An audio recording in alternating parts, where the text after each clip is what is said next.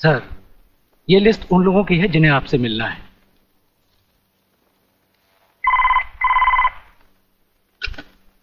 Sir, मंत्री जी आपसे मिलना चाहते हैं। टंडेल का नाम है क्या इसमें? जी नहीं सर।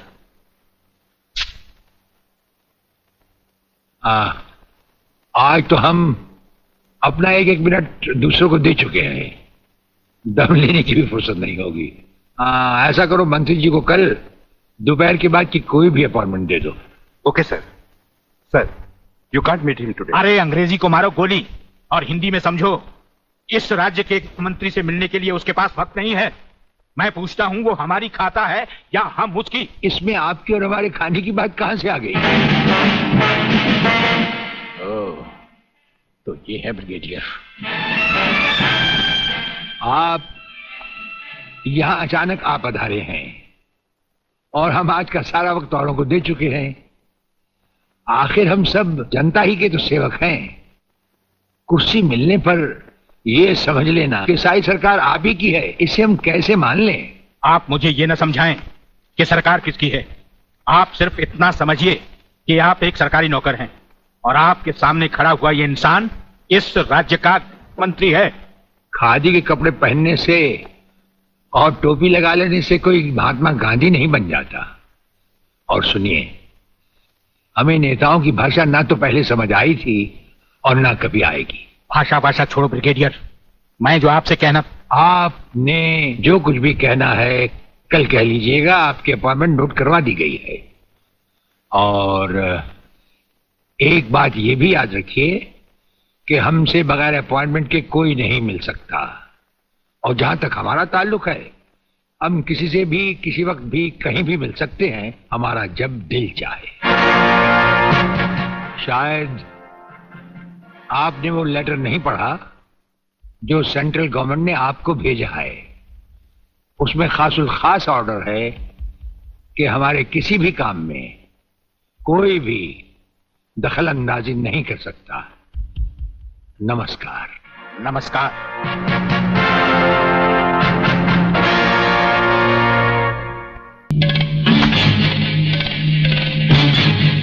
आप किसकी बारी है जनरल साहब? ब्रिगेडियर सूर्यदेव सिंह की। मारे जाने वाले पुलिस के उन शहीदों की याद में ये ज्योत बनाई गई है जिन्होंने कानून की रक्षा करते हुए अपने प्राणों की आहुति दी। आज के इस समारोह के मुख्य अतिथि माननीय मंत्री श्री जीवनलाल टंडेल हैं।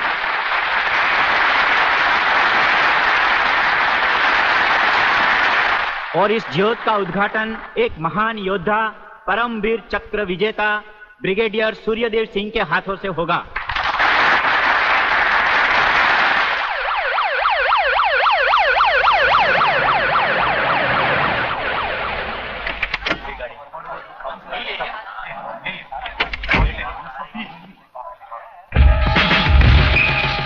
Welcome welcome. Please.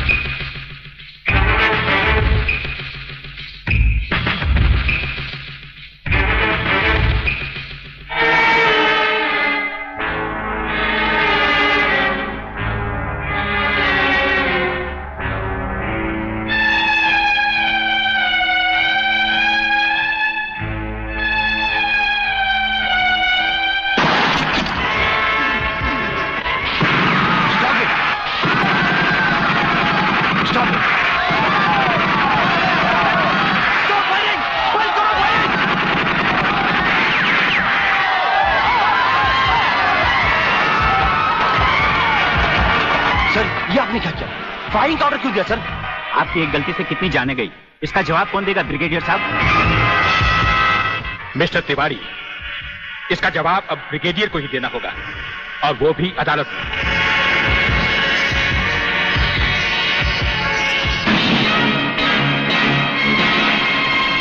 Your honour, शहीद स्मारक पर हुए गोलीकांड के जिम्मेदार ब्रिगेडियर सूर्यदेव सिंह ही हैं।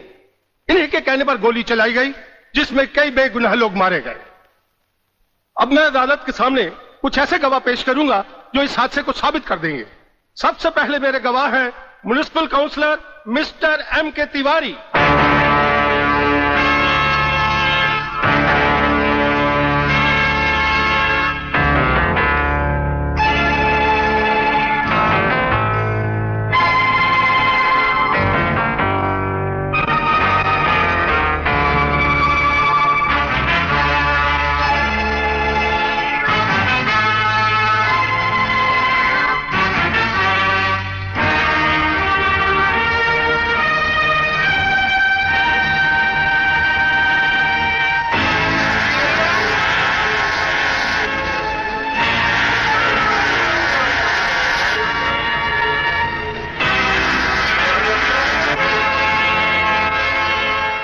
योर ऑनर, अब हमारा आखिरी एक ऐसा चश्मदीद गवाह है जिसकी सच्चाई पर कोई शक नहीं कर सकता, और वो है इंस्पेक्टर शिवाजीराव वागले।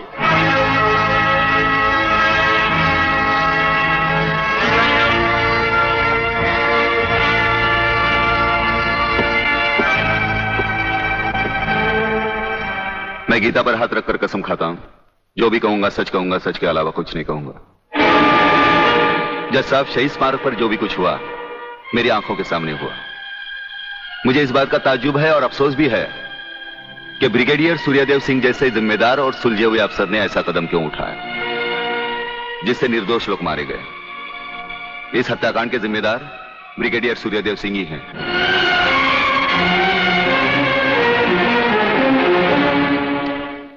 ब्रिगेडियर सूर्यदेव सिंह, अदालत ने आपके खिलाफ सारे बयान सुने। आप अपनी सफाई में कुछ कहना चाहेंगे या आपका कोई वकील है? हम अपनी डिफेंस खुद करेंगे, सिर्फ आपकी इजाजत चाहिए।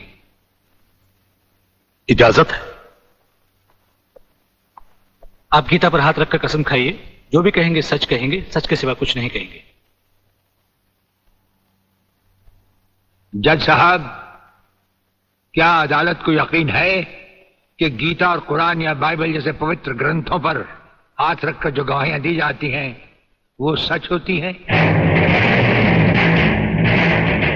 अगर इन कस्मों के बावजूद भी गवाह सच नहीं बोलता तो फिर अदालत में इन पवित्र ग्रंथों का अपमान किस लिए जज साहब?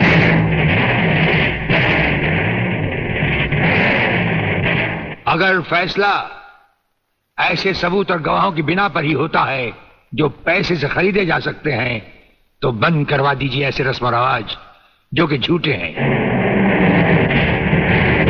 ये मुकद्दस ग्रंथ हमारे धर्म और ईमान का ताज है, हमारी जिंदगी की बुनियाद है। हम ये कसम खाएं भी तो कैसे खाएं? यह अदालत आपकी दलीलों की कदर करती है ब्रिगेडियर साहब, लेकिन यह अदालत की बरसों पुरानी रस्म है जो मैं नहीं बदल सकता। तो फिर हम भी अपने जमीर के खिलाफ नहीं जा सकते, चाहे वो अदालत हो या जंग का मैदान। आप अपना फैसला सुनाकर अदालत की रस्म को पूरा कीजिए। तमाम सबूत और गवाहों के बयानात को मद्देनजर रखते हुए यह अदालत इस नतीजे पर पहुंची है कि शहीद स्मारक पर बेगुनाहों पर पुलिस ने गोली ब्रिगेडियर सूर्यदेव सिंह के कहने पर चलाई। इसलिए यह अदालत ब्रिगेडियर सूर्यदेव सिंह को 1 साल कैद की सजा सुनाती है।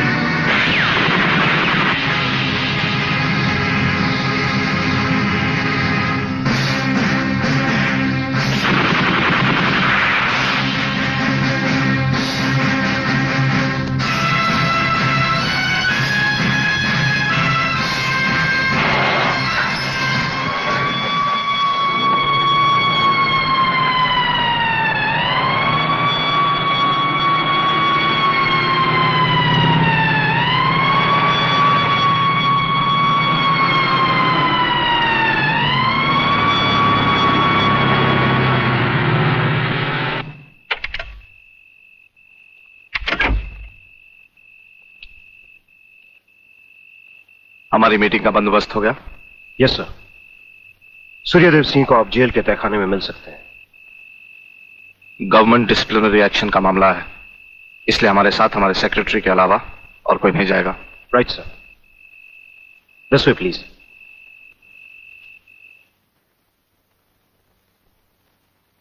आप इधर उधर देखने की तकलीफ मत उठाइए मंत्री साहब, हम देख भी चुके हैं और सुन भी चुके हैं। यहाँ दीवारें तो हैं लेकिन इनके कान नहीं। आपका वागले से अलग हो जाना, वागले का भरी अदालत में आपके खिलाफ बयान देना, आपका गिरफ्तार होना भाई ये सब मेरी समझ में पूरी तरह से नहीं आया। इसलिए तो आपको हमने याद किया है। और जब कभी सुबह समझा जाता है तो इंस्पेक्टर वागले इसी तरह भेस बदल कर हमसे मिलने यहाँ आते रहते हैं।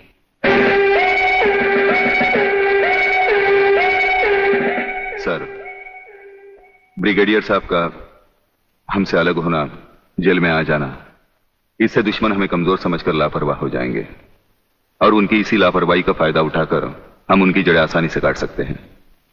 हम जिन जराइम की तलाश में हैं, उसकी कुछ जड़ें इस जेल की चार दीवारी में भी पैवस्त हैं।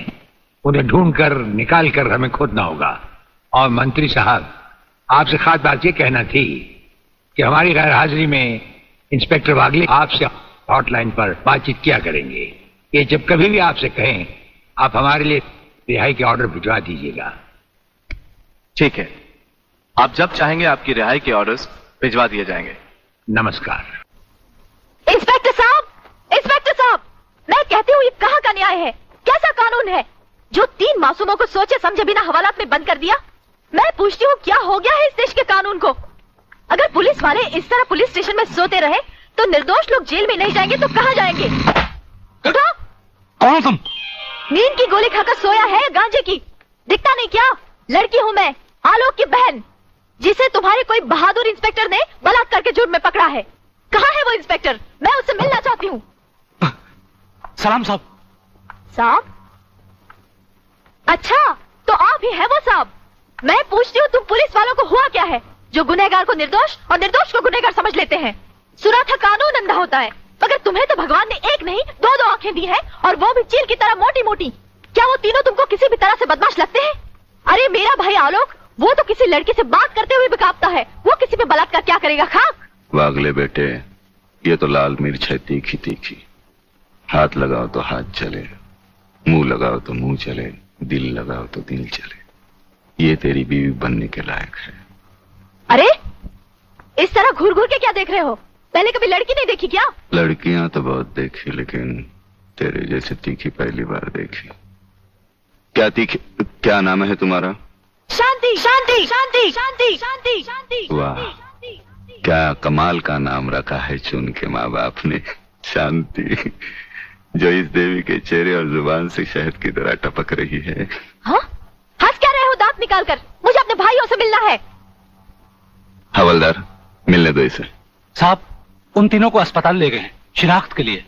संजय चौहान, आलोक वर्मा और अली खान, यही वो 3 लड़के हैं जो आपको अस्पताल में छोड़कर भाग गए थे। क्या इन्होंने आपके साथ बलात्कार किया?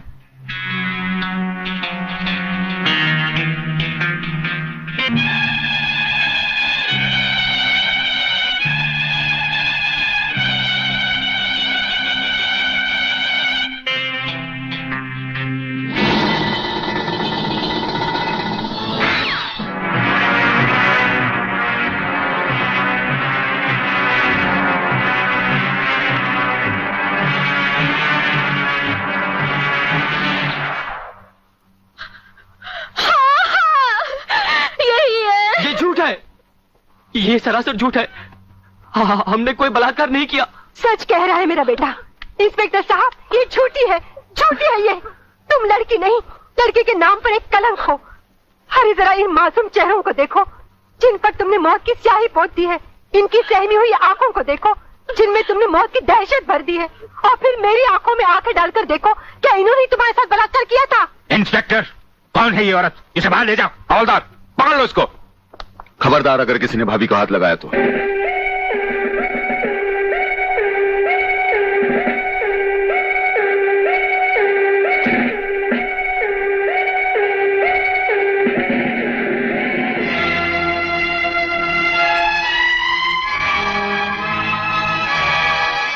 इंस्पेक्टर वागले, आप जानबूझकर अनजान बन रहे हैं।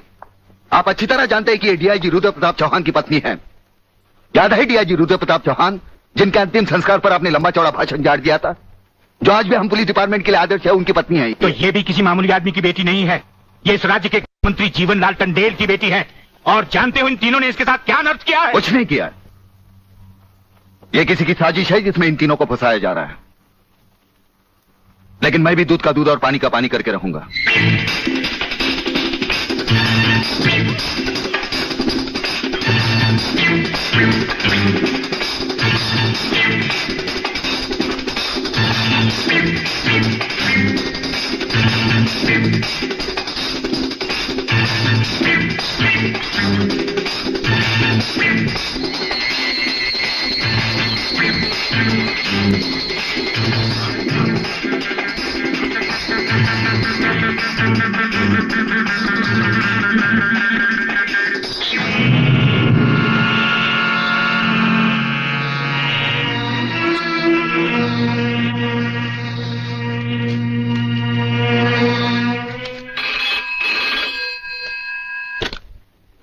हरिप्रसाद स्पीकिंग।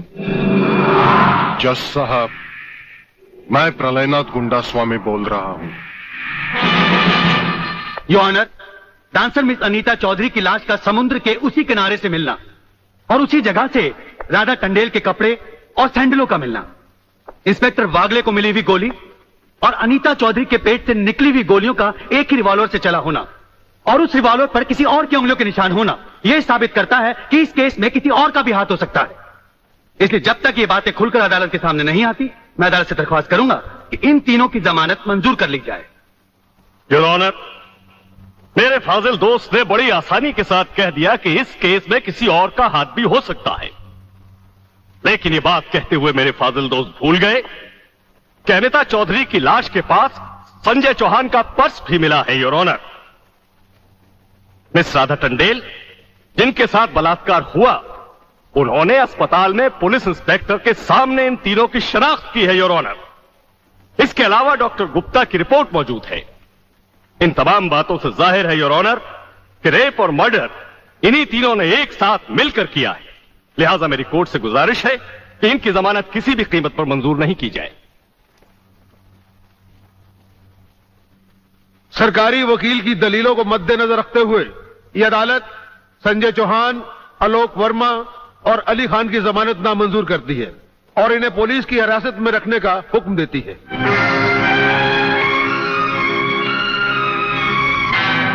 योर ऑनर, मैं इंस्पेक्टर वागले इस केस की छानबीन मैं कर रहा हूं। अदालत से इस केस के बारे में कुछ कहने की इजाजत चाहता हूं। इजाजत है। Thank you sir.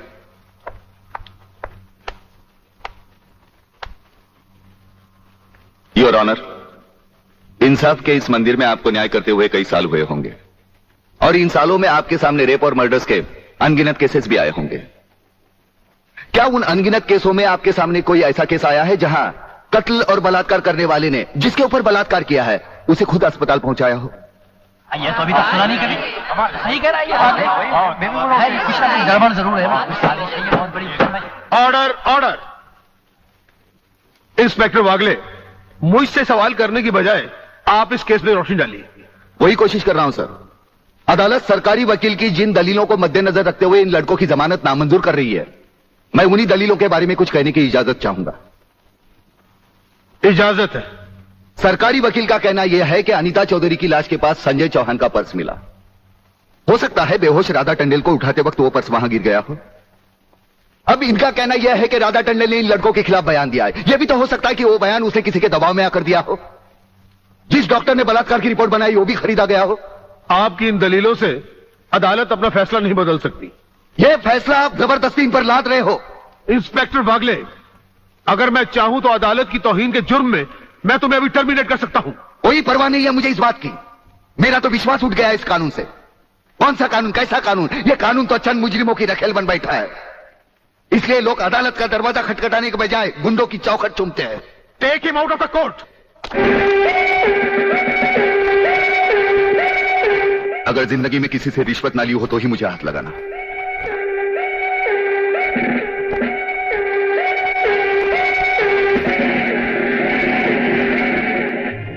गिने गिने भुक्कड़ लोगों की वजह से यह अदालत शतरंज की बिसात बन गई है, जहां कोई भी आकर कानून से खेल सकता है। लेकिन इन खिलाड़ियों को अगर मैंने सच्चा कानून नहीं सिखाया तो मेरा नाम भी शिवाजीराव वागले नहीं।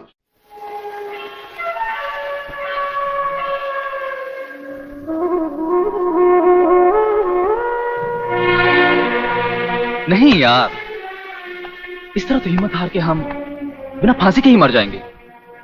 ये क्या हो गया तुम दोनों को यार? अली, सोचता हूं मेरी बहन शांति पर क्या बीत रही होगी। मुझे पढ़ा लिखा कर एक बड़ा इंसान बनाने के लिए क्या कुछ नहीं किया उसने।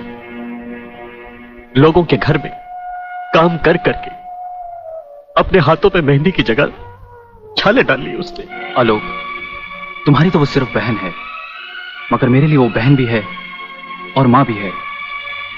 अगर बचपन से ही उसका प्यार मुझे ना मिला होता तो शायद ये अनाथ सड़कों पर ही अपना दम तोड़ देता।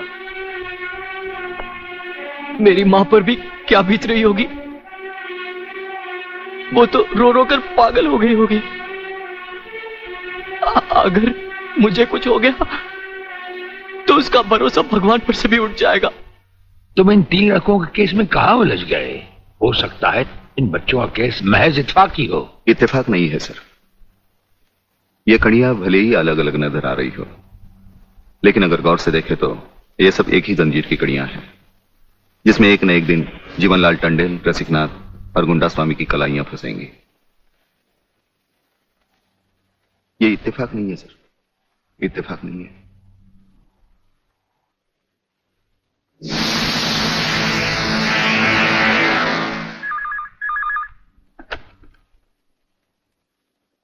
हेलो सर, मैं तुम्हारी आवाज अच्छी तरह पहचानता हूं जेलर। तुम वहां से कुछ नहीं बोलोगे, सिर्फ सुनो, क्योंकि जब से तुम्हारी जेल में सूर्यदेव सिंह आया है तुम्हारी दीवारों के भी कान हो गए हैं। मुझे वागले और उसकी मीटिंग का पता चल चुका है।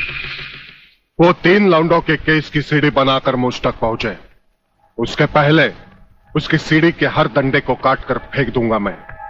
सुनो जी, मुन्ना और उसके खतरनाक खूनी साथियों को आज रात को पुलिस की वर्दी में जेल से बाहर निकाल दो और उनको समझा दो पुलिस स्टेशन जाकर उन 3 लड़कों का बिल आत्महत्या के नाम पर फाड़ दें।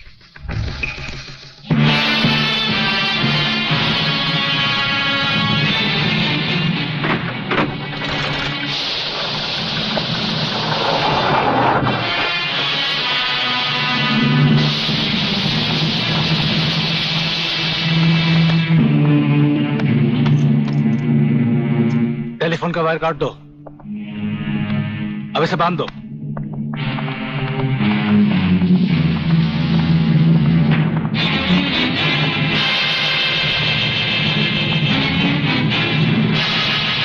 डरो मत, तुम्हारी जमानत हो चुकी है। हम लोग तुम्हें रिहा करने आए हैं।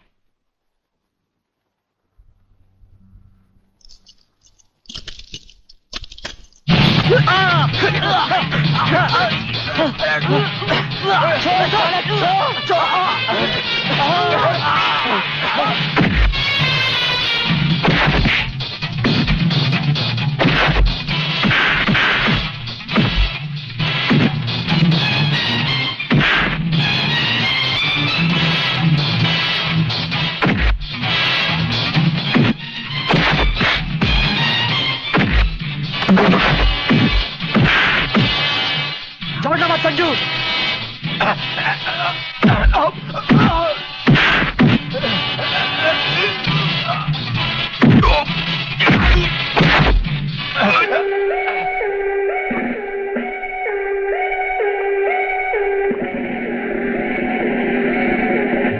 क्या बकते हो?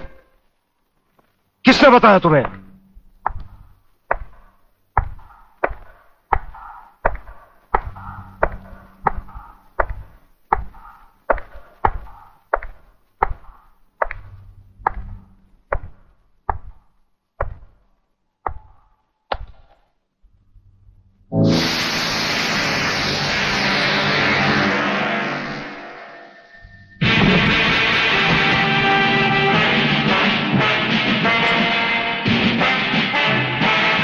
कुछ ही देर पहले तुम जेल की कोठरी में बंद थे, फिर वहां से निकले कैसे? और अपने ये कपड़े पहनकर यहाँ किसके हुक्म से आए? हम अपने हुक्म के खुद मालिक हैं। हम अपने हुक्म से ही अंदर आए थे और अपने हुक्म से बाहर चले जाएंगे, तुमसे अच्छी तरह मिल लेने के बाद। तुम्हें अच्छी तरह मालूम होना चाहिए कि तुम किसके सामने बैठे हो। हमें मालूम है, इसीलिए तो जूते तुम्हारे मुंह के सामने रखे हैं। तुम जैसे गद्दारों से हम नहीं, हमारे जूते ही मुंह लगाते हैं। सूर्यदेव सिंह! ब्रिगेडियर सूर्यदेव सिंह, भूल कैसे गए? हम आज भी ब्रिगेडियर हैं, कल भी ब्रिगेडियर थे। जेल में आना तो एक नाटक था तुम जैसे मुजरिम तक पहुंचने के लिए। और ये रहे तुम्हारे काम के कागज। ये हमारा रिहाई का ऑर्डर और ये है तुम्हारी गिरफ्तारी का वारंट।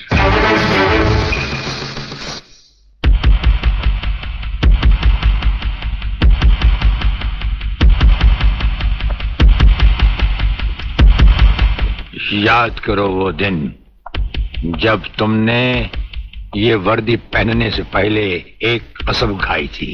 याद करो। हम कसम खाते हैं कि हम पूरी ईमानदारी और वफादारी से देश और कानून की रक्षा करेंगे।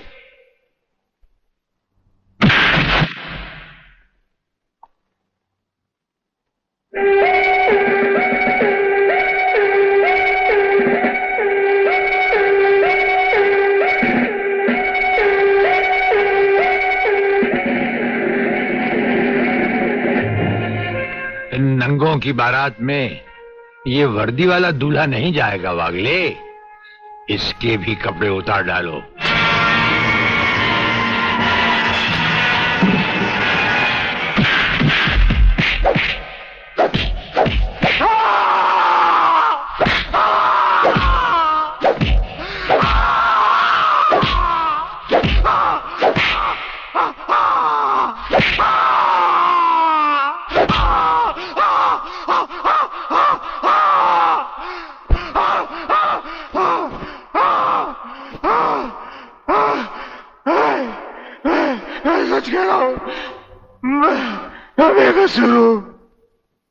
रात के बारे में मैं कुछ नहीं जानता।